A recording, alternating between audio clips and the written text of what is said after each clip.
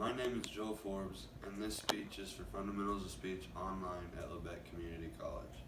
Today I'm going to persuade you guys to agree with me that college athletes should be paid. Lombardo once said, "Being a college athlete is not simply a hobby. The stress of attending classes, practicing, and playing well in games requires that these athletes give 100%. Many people dream to become a college athlete every day. The dream is a great thing to have, but little do these people realize the amount of money that they may have to end up spending to make this dream happen. And while the dream is a reality, it is still a struggle for the money." The topic of whether or not the NCAA should pay college athletes is rising. Opinions vary within each person, and not one person is wrong on what they believe the NCAA should do about this situation. The number of things expected of a college student athlete is outrageous, and the NCAA gives these players zero rewards for bringing them in revenue.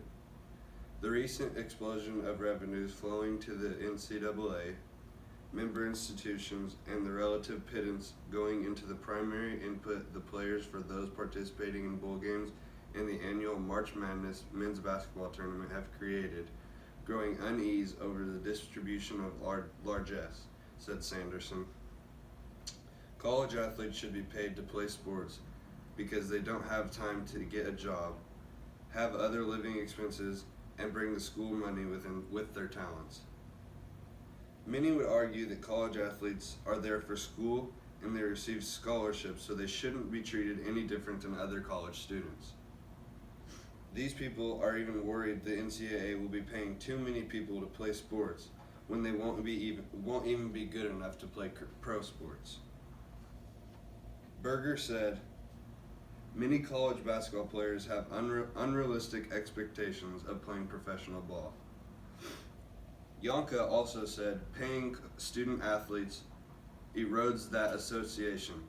If a high school football prodigy reported that he chose Michigan not for its academic quality, tradition, or beautiful campus, but because it outbid other suitors, a connection to the university's values would be lost." Many people have given this as an argument on why college students shouldn't be paid by the NCAA. When a person goes to college for a sport, from the time they get there until the time they no longer play a sport for that college, they are basically owned by that school's team.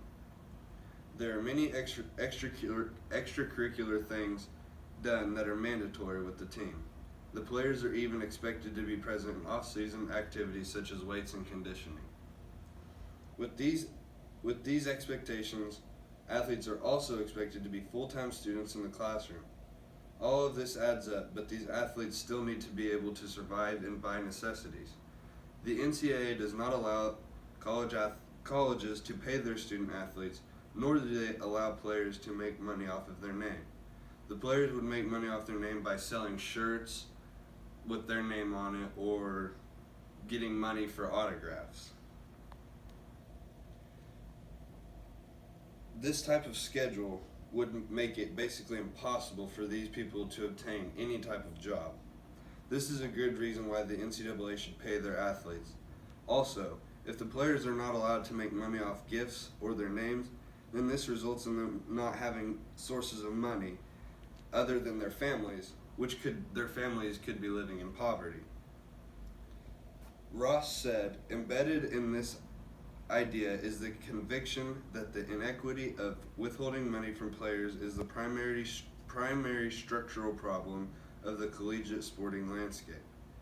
Make the athletes whole in the academic chicanery and the ribald recruiting competition and the reign of the unaccountable Coach King with his lucrative shoe contracts and loudspeaker voice will vanish. The subjugation of player and this thinking is the solitary sin of college sports." The cost of living is covered in a lot of players' scholarships, and so are a lot of other things such as tuitions and fees and books and cafeteria and dining. These players have to live a normal life. This type of treatment would not keep the athletes alive for long, so they need a source of money. For decades, students, parents, coaches, commentators, and even pro athletes have assailed the NCAA for its convoluted and at times apparently contradictory rulemaking.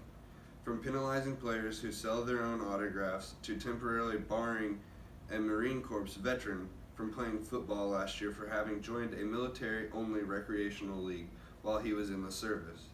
That's from Newhouser. Everyday household appliances are not covered for these kids, and they must get it on their own with no source of income. The student athletes are the only reason the NCAA is in any way successful, and they are the reason the NCAA makes so much of their money.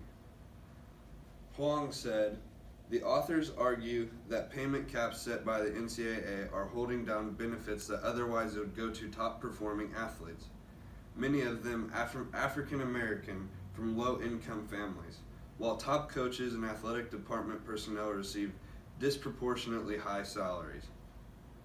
The college kids who have come in and out of so many colleges have set a high platform for coaches in the NCAA. These coaches are thought of as great and amazing, and when they are good coaches, they make a lot of money for coaching college players. On the other hand, if you do not coach good, you do not get paid as well.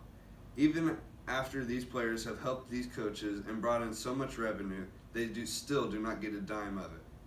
The only reason the NCAA makes as much as they do is because of these great athletes bringing so much attention." Mark Edelman states, "Given their revenues brought in by these programs, one might expect colleges to allocate some of their athletic revenues to the athletes." Branch did a study to see the amount of money brought in by schools in just a calendar year and found that after the coaches and everything was paid, their sports programs still have millions of dollars left over. And this was his response to the findings. The big name, big revenue schools have millions of dollars left over at the end of every year that could be used to pay the athletes. Although this is an ongoing argument, there are many valid points on each side, just like in every good argument. In my opinion, players should be paid because they bring millions of dollars in revenue to the universities.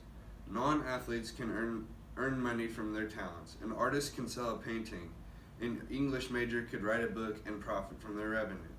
This wouldn't fear a loss of financial aid. This proves that college athletes are being treated unfairly.